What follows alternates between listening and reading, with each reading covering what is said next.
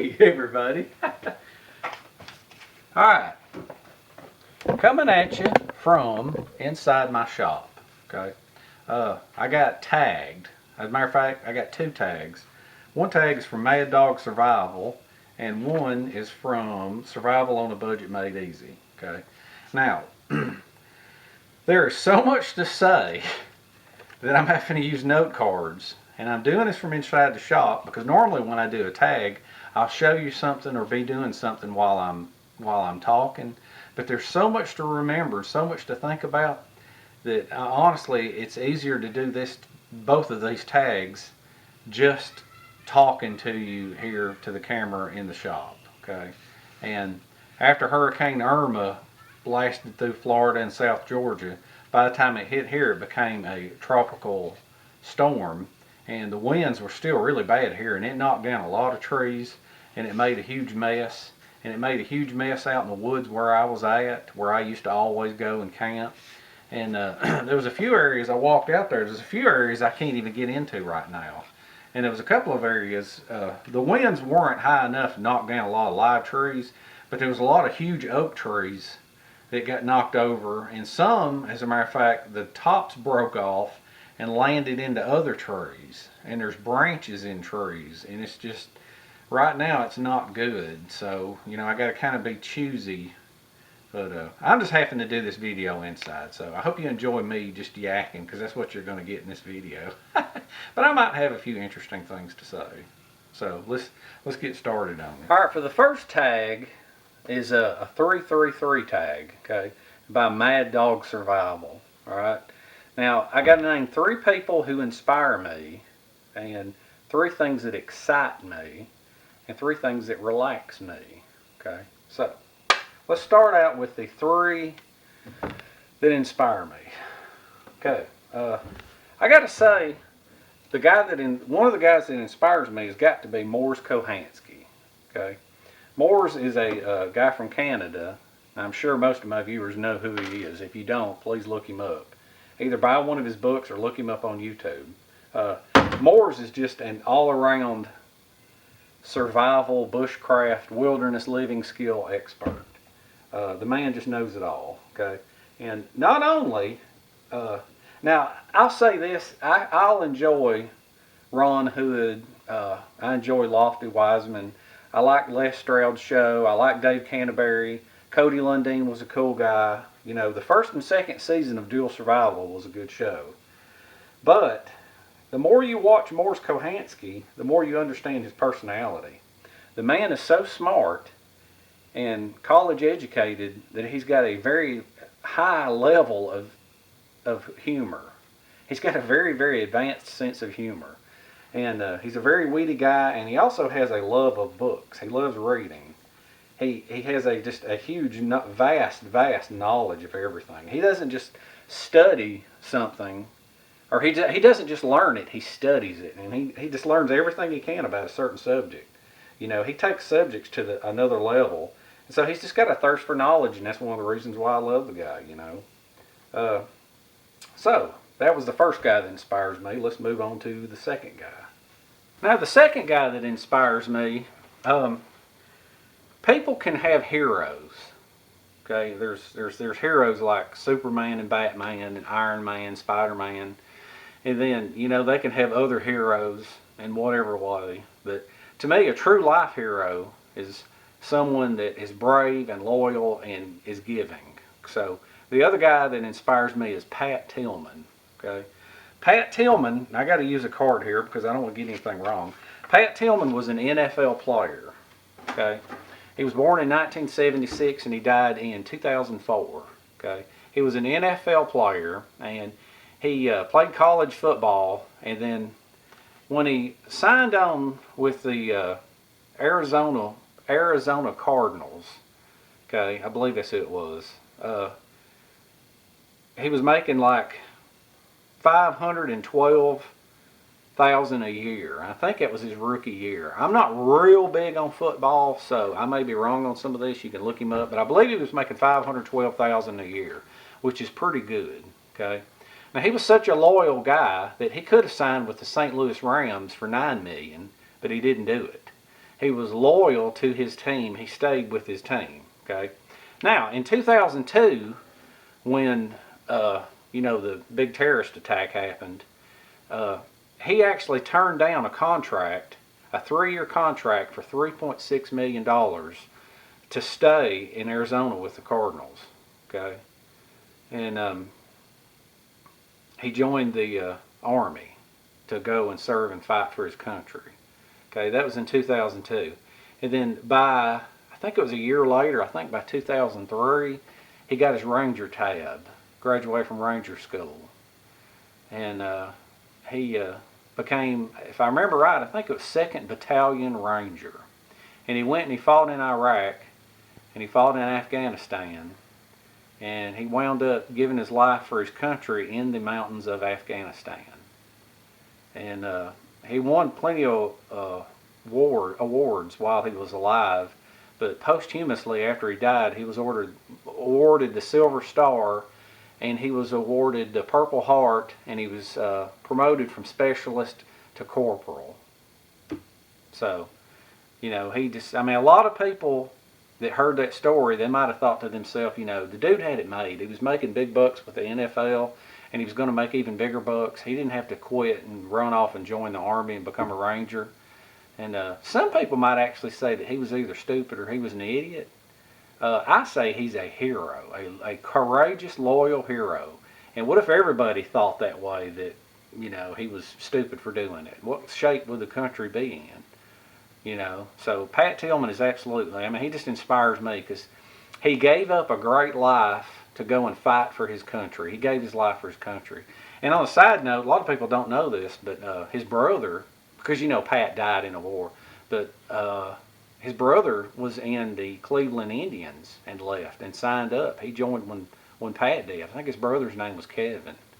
So, but anyway, both a couple of loyal guys that gave up their sports career to fight for their country. So that's the number 2 guy right there, Hats off to you, Pat Tillman. God bless you, brother. All right, now the third one I'm really going to have a card for, because I can't remember everything, verbatim of the details of this man. The third guy that inspires me, and he's probably the biggest, most inspirational guy there is, because he's just, people inspire people for the things they do, and with today's generation, this guy's just awesome. And I'm just going to hit the highlights of him, but I want you to, if you can, look him up on Wikipedia and read his page. Read about this man. It's incredible. The man's name's Michael DeBakey. Okay, Dr. Michael DeBakey. Okay, he was born in 1908, and he died in 2008. Let's see, is that right? 1908, and he died in 2008. Yeah, he lived to be 99 years old. Okay, all right, now this man, born in 1908, he graduated college in 1932. Okay, 1932, graduated from college. And then he went into, did his medical internship, and became a surgeon, and he was a full-fledged surgeon by 1937. Okay. Now, when he was 23 years old, he developed the roller pump for keeping the blood circulating through your body during surgery. He was only 23 years old when he developed it. And that idea wasn't put into use until 20 years later. They took his idea and they put it into use, and they used it. And what it is 20 years later, that they used that in the heart-lung machine, which actually allowed open heart surgery. Okay. Now during the 40s, he went into the surgical unit of the military, and he actually helped develop MASH, the Mobile Army Surgical Hospitals. He had a hand in actually developing it. Okay, it was partly his ideas. All right. Now, back in the 40s, he did the first bypass surgery, and I think he invented the triple bypass surgery. There's several things he invented. In 1953, he did the very, very first carotid endarterectomy. Something to do with the heart. Some kind of heart surgery. In 1958, he developed the use of Dacron to repair blood vessels. Okay, 1958. All right, this man, he was just developing all kinds of things, and you got to remember he graduated college in 32. All right, And then in the 1960s, he built this special device that went over the operating table that allowed a cameraman to hang over the patient. And he filmed, he developed the films as he did heart surgery. He developed the training films to allow people to actually see the people seeing the heart surgery done.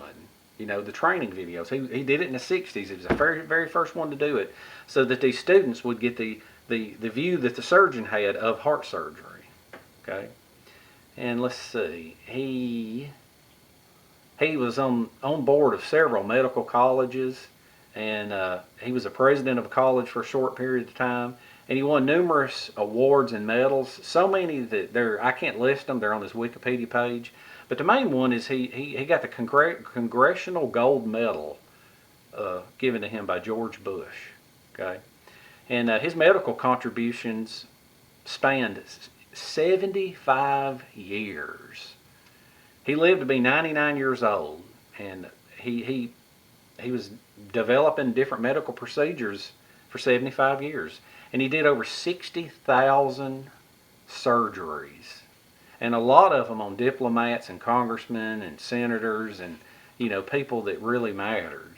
And he practiced medicine and was involved in medicine all the way up until 2008 when he was 99 years old. So he died when he was 99.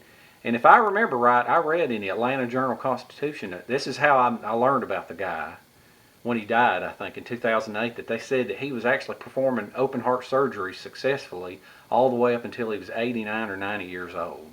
So, Michael DeBakey, you can see why the man inspires me. This younger generation, texting, surfing the internet, sitting on the couch, playing video games. It's sad to say, but there's not going to be many more Michael DeBakeys in the world. There'll be a few, but not as many. So, look him up if you can. That's the third guy that inspires me. Just a fantastic human being. See, I told you there was a lot to cover on this. And it would take me forever to say all this if I was actually doing something the whole time, because I'm trying to concentrate, okay? Now, the best part of the video is going to be the other tag at the end. Now, the other part of it is name 3 things that excite me. Okay, this is where you're going to know a little bit more about me and how I am. But to me, years ago, I used to really be into hot rods. But hot rods, I kind of outgrew them because it became a rich man's game. But still, to this day, nothing excites me more than just hearing a hot rod with a giant engine, with a big cam, with headers, Flowmasters. I'm talking about pounding the ground, pounding your chest. I'm talking about power. That excites me. I love hot rods. I love the old cars from the 40s. I love them from the 50s. I like the muscle cars. I don't like them restored or original. I like them with roll cages and narrowed rear ends and giant engines and blowers and turbos. Just big cams, ground pounding. Okay, that's one of the things that excites me. Now, another thing that excites me is fear. Believe it or not, fear. Being face to face with a snake, or looking at a bear out in the wild, or being near a bobcat or a cougar of some kind, or having a bunch of wild hogs trapping you in a tree. Sounds ridiculous, but that excites me. I'm telling you, the adrenaline flowing. You know, it's not cool to get attacked by an animal, but that's an adrenaline pumping experience. Fear excites me. Now the other one, number 3, this is going to be weird too, but you know, a lot of people wouldn't admit this on YouTube, but I guarantee a lot of you are with me on this. But that's finding a deal at a thrift store or a yard sale or a flea market. Being cheap, buying something used. I salute you, Goodwill and Salvation Army. I love cheap stuff. I love used stuff. It's like digging for treasure. I love that. So that's the 3 things that excite me. All right, now the last part of that tag is name 3 things that relax me. Okay, to me the most relaxing thing of them all is watching Laurel and Hardy, the comedy team from back in the 20s, 30s, and 40s. Fantastic. And it's a funny thing. It's not the fact that it's just old humor, because I did not care for Abbott and Costello. Did not like the Groucho Marx and Marx Brothers. I did not like the Three Stooges that much. You know, it was Laurel and Hardy. I loved them. They're comic geniuses. And I know the modern comics, they'll do a lot of cussing and profanity to shock you, and it takes like pure comic genius and timing to be really funny without all the profanity, you know. And so you can look back then nowadays, and you can also look at the people that came after Laurel and Hardy and how they developed and how they stole certain things from Laurel and Hardy. And they were just geniuses at comedy, at what they did. And a lot of people didn't know this, but Stan Laurel is the guy that lived at Hal Roach Studios 12 to 16 hours a day. He was the brains behind it. He did all the writing and the planning. And Oliver Hardy was just a fun guy, spent most of his time on the golf course. And when they were ready to film, Stan would call Ollie and say, you know, come on, we're ready to film. And Ollie was such a master at doing it right. He'd leave the golf course and he'd go in, Stan would give him the rundown, one shot, film everything, get it perfect. He had the facial expressions, it was perfect. That's the way it was. And incidentally, Stan Laurel was from England, and Oliver Hardy was from Harlem, Georgia. He had a brief stint. He moved from Harlem, Georgia down to Miami, Florida, and then somehow or another he wound up out in California and was doing construction work, building props. And Hal Roach is the guy that saw Oliver Hardy and said, hey, come here a minute, I want to talk to you, because he just had that look. And so Hal Roach is the one that put Oliver and Hardy together. You can thank him for it. So anyway, greatest comedy duo of them all time. Now, number two, what relaxes me, not ashamed to admit it, music videos. I love YouTube just as much as y'all do, okay? And to me, I watch all kinds of videos. Sometimes I watch the ghost videos and the Bigfoot videos, but the bad thing is half of them are fake. And then I watch my fellow YouTubers that are bushcrafters and survival type people. You know, I watch them. But to me, nothing is more relaxing than watching the music videos, because I'm a big music lover. I like music from the 50s, and I like music from the 60s, but I love music from the 70s and the 80s. I just love it, love it, love it. I love the old super groups. I'm a real sucker for Jimi Hendrix in concert. Nobody can play a guitar like Jimi Hendrix. I love watching him play guitar. I like Led Zeppelin, Leonard Skinner. I like the Doors. Love AC/DC. I've liked AC/DC my whole life. My brother always listened to Boston and Styx and Journey. I like them. A lot of the big hair bands from the 80s, you know, I can watch them. You know, that was a different era. You know, they don't really make good music anymore, I don't believe. But watching music videos is that. And then the third thing that relaxes me, no big surprise, spending time in the woods, okay? I've been a machinist for years and years and years and years. I've been a welder for years and years. Been there, done that. I'm sick of it. I still do it for a living. It's monotonous being at work, but it's a job. I got to do it. So, you know, there's a million things to do at home. I have to work. I have to help my mom. I have to help my brother. I have to help my family a lot. I spend time with them. I spend time with my kid. You know, I do this and I do that. So being in the woods, you know, whether it's just hiking, whether it's cooking, doesn't matter. Doesn't matter what it is. It's relaxing. I love it. You know, nothing to it. Anything that goes wrong in the woods is no big deal, because I'm not surrounded by concrete and steel. So that was that for that tag. Okay, now I'm not going to tag anybody on this, because it is honestly, there's too many people I'm subscribed to, and a lot of people don't do tags. They don't like tags, even though, you know, it is a part of the YouTube community. But if you want to do that tag, you tell me, and I will put your name in the description box. Okay, consider yourself tagged. And people can look in my description box and visit your channel, okay? Just post it in the comments, okay? So now let's move on to the second tag. Now moving on to the second tag, okay? I was tagged by Survival on a Budget Made Easy, okay? Now what this tag is what is your favorite camping memory, okay? I have a lot of memories of camping, so I think what I'm going to do, one comes to mind, okay? One comes to mind. Okay, now, I think the only reason that I can do this is because two of the people involved are dead. You know, God rest their soul, but anyway. So let's talk about that, my favorite camping memory. Any of you that have been viewers for a long time know that I did not camp. I did not go in the woods until I met my two mentors with coworkers that went camping. Okay.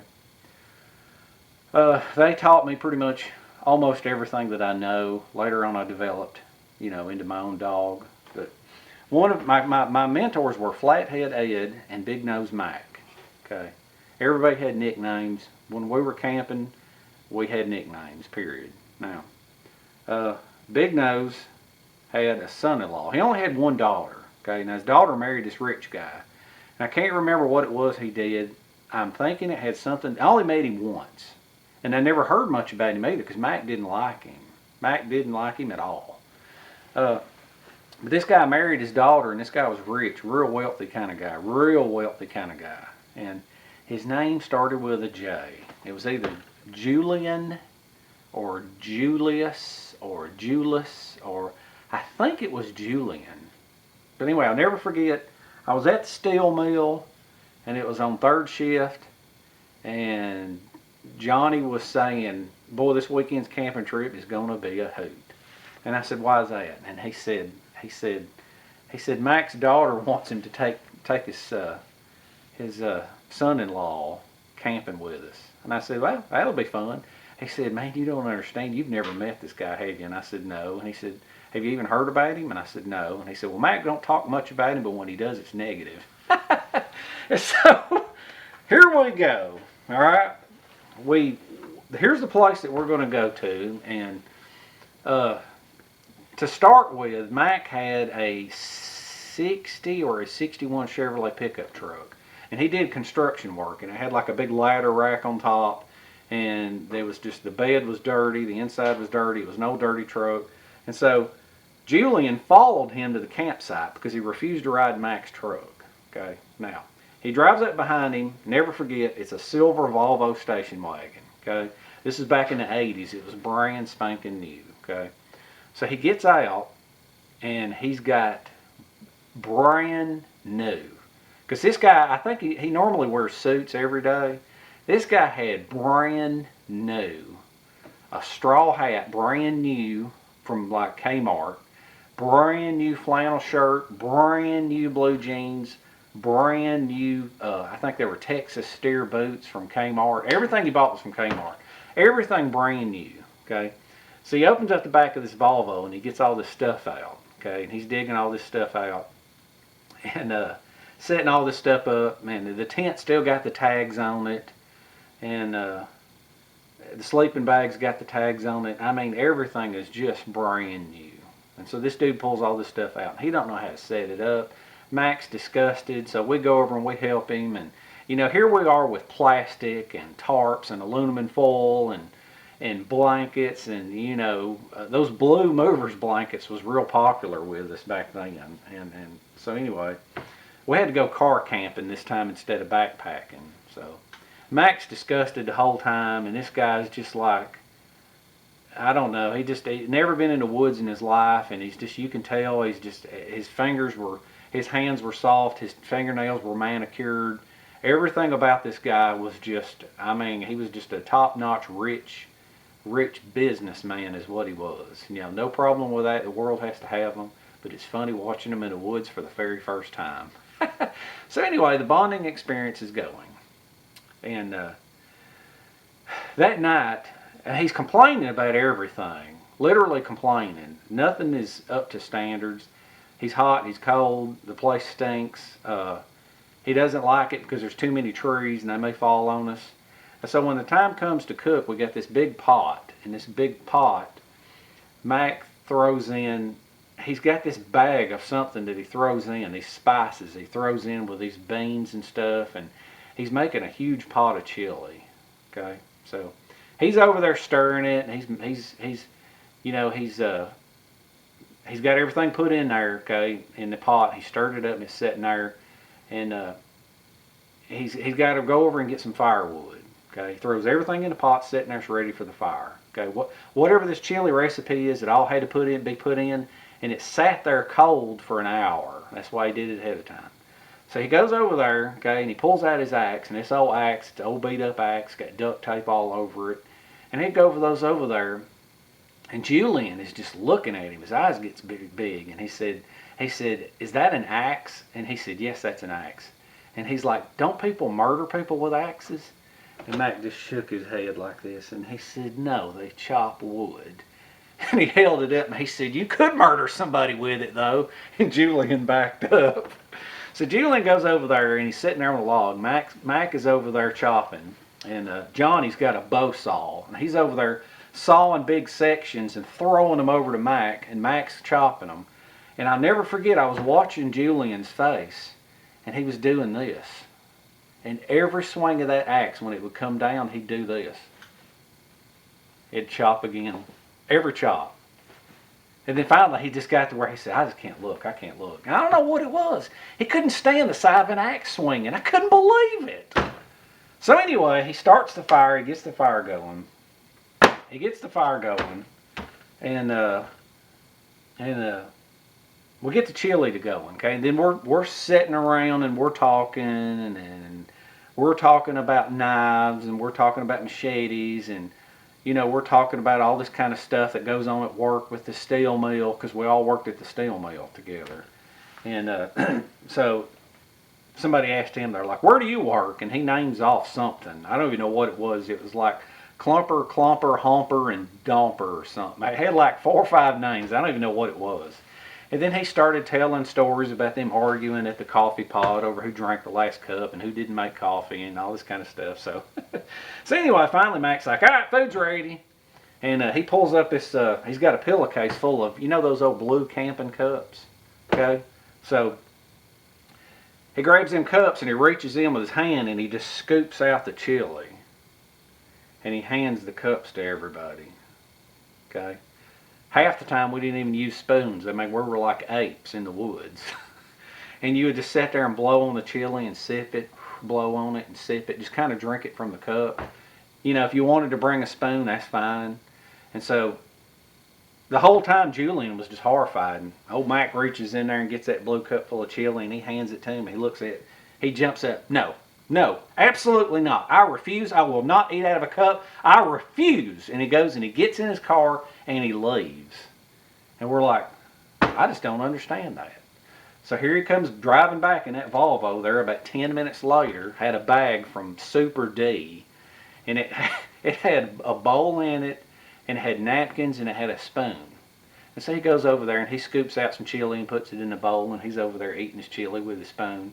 And he looks at us and we're all looking at him, and he said, "Just because we're camping, we don't have to be animals." So anyway, pretty much we sat around and did some more talking. And then he crawled into his tent and we was going to sleep. And as usual in that area, I don't know if it was coyotes or wolves or packs of wild dogs, but in that area we always heard them off in the distance. And sure enough, they started in, and you could hear them off in the distance, and you can hear them circling us. We never really ever saw them, but they were always there, and to me that was a cool sound. Well, as soon as they started barking, you could just about set your watch on it. Within 3 minutes of them barking, you heard that Volvo crank up, the headlights come on, and he was out of there. So, and I never saw him again. He was never invited to another camping trip. So that is my most memorable camping trip because it's just so funny. I hope you enjoyed that story. I hope it wasn't boring. I couldn't do anything and talk and say all that stuff. This was a kind of tag I had to just look at the camera and talk to you. So I promise I'll be out in the woods next go around. Got a good video for you then. As it's cooling off, I got some more winter shelters to do. And on a side note real quick, my friend Muskrat Jim, Muskrat Survival, he recently hit a milestone. He recently hit 1 million video views. So I salute you, Jim. My hat's off to you, brother.